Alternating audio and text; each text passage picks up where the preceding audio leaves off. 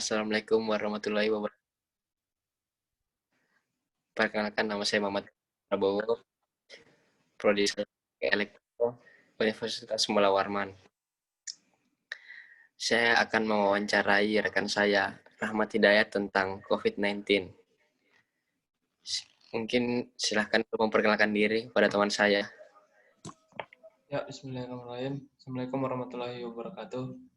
Perkenalkan, nama saya Rahmat Hidayat, asal Muara Badak. Di sini saya akan menjawab pertanyaan-pertanyaan dari saudara Bagas. Ya, saya persilakan untuk saudara Bagas. Ya, untuk pertanyaan pertama tentang COVID-19 ini, bagaimana menurut saudara Rahmat ini asal COVID-19 ini? Ya, saya akan menjawab ya. Asal dari COVID-19 ini sebenarnya masih ragu untuk saya pastikan, tapi menurut WHO sendiri menegaskan bahwa saat ini sumber COVID-19 itu belum diketahui. Tim peneliti masih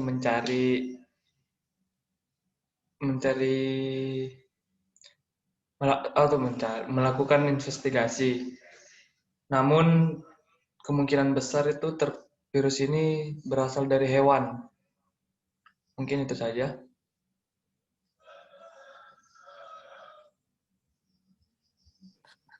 Ya, terima kasih untuk jawabannya, saudara Rahmat Hidayat. Untuk pertanyaan kedua, itu gejala COVID-19 apa aja? Bisa diulang, saudara Bagas? Ya, untuk pertanyaan kedua, bagaimana gejala tentang COVID-19 ini? Gejala-gejalanya bagaimana? Jadi untuk gejala COVID-19 ini banyak pandangan sih. Pertama, gejala yang ditimbulkan itu bisa beragam untuk setiap orang, dari yang muda sampai yang lanjut usia. Ada yang sama sekali tidak memiliki gejala, namun ada juga yang hanya dalam hitungan jam dapat mengalami kesulitan bernapas. Pertama itu, kalau menurut Pusat Pencegahan Penyakit Amerika Serikat, beberapa gejala ini bisa dialami oleh pasien yang terinfeksi COVID-19. Pertama itu demam, nyeri dada, sesak napas, batuk, pilek, kelelahan, sakit kepala. Mungkin beberapa itu gejala-gejala dari COVID-19.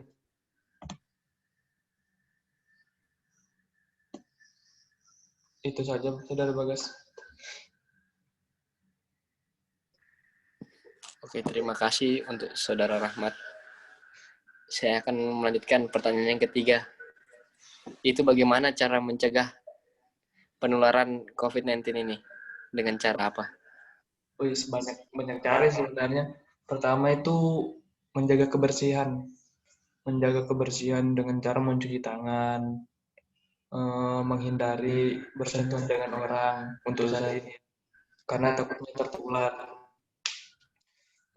Banyak, misalnya mengadakan social distancing, physical distancing, itu salah satu mencegah.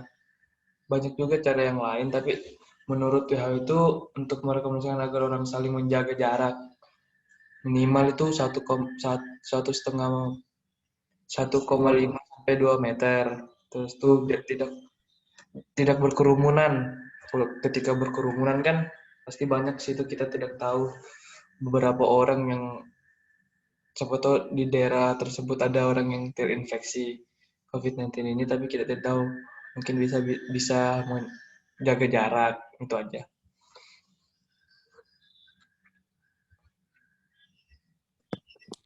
Oke, terima kasih untuk saudara Rahmat. Untuk pertanyaan kelima, mungkin ini mengenai dampaknya. Bagaimana sih dampaknya ini COVID-19 ini kepada masyarakat? Oh ya, untuk dampak itu sendiri sih banyak ya. Semua masyarakat pasti terdampak. Salah satunya karyawan-karyawan di perusahaan, banyak yang di PHK, dikurangi gajinya. penurunan gaji itu salah satu dampak juga. Tingkat kemiskinan pasti menurun, tingkat kemiskinan karena pendapatan orang-orang berkurang kan karena lapangan pekerjaan susah. Kok bicara dampak, semua terdampak corona ini. Biar yang kaya, sederhana itu pasti semua terdampak. Itu aja sih. Oke, terima kasih. Mungkin dampak negatifnya itu ya kemiskinan itu ya. Ya. Oke, lanjut pertanyaan yang kelima nih. Untuk jumlah yang tertular COVID-19 ini ada berapa ya? Untuk sekarang jumlah itu sekarang ya itu sangat banyak gitu ya.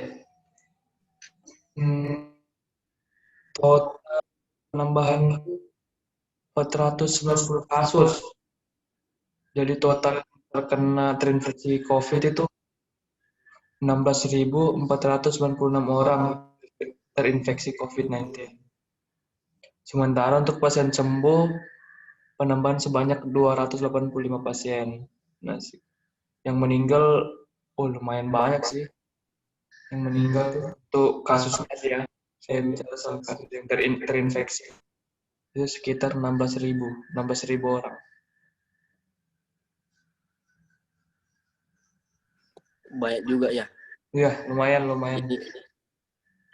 Ini jadi kayak apa nih menurut Anda kalau misalnya COVID-19 ini belum reda di tahun depan, dunia perkuliahan ini kayak apa? Kalau dari saya sih sebagai mahasiswa juga ya, sebenarnya untuk dunia perkuliahan tuh sangat terdampak pasti. Susahnya memahami materi, susah banget memahami. Banyak lagi sih buat harapannya untuk perkuliahan ketika misalnya sudah dibolehkan tatap muka, mungkin perlu melakukan sih. Apalagi namanya itu lebih waspada untuk mencegah penularan ini. Itu aja.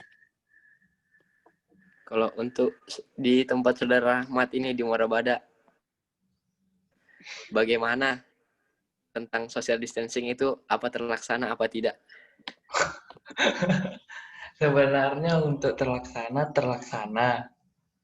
Mungkin terlaksana.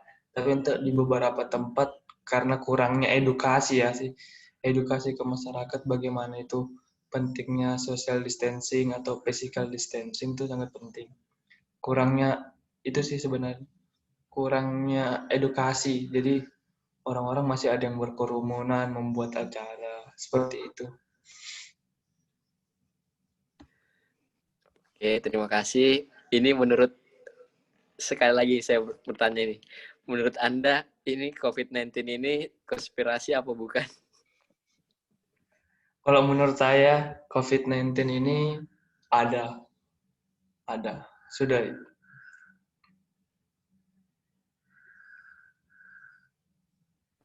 Tapi itu banyak kan kayak rapid test atau swab itu kan di bisnis-bisnis dinaikkan, dimahal-mahalkan itu kan. Ya, lanjut.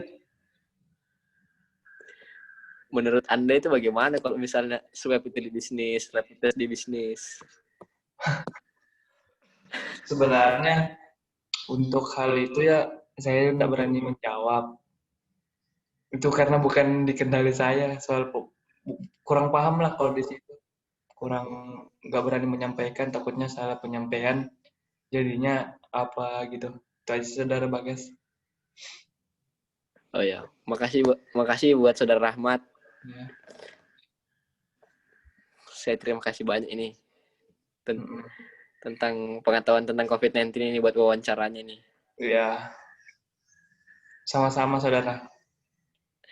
Ya, saya pamit undur diri ya, mungkin sudah dulu. Assalamualaikum warahmatullahi wabarakatuh. Waalaikumsalam warahmatullahi wabarakatuh.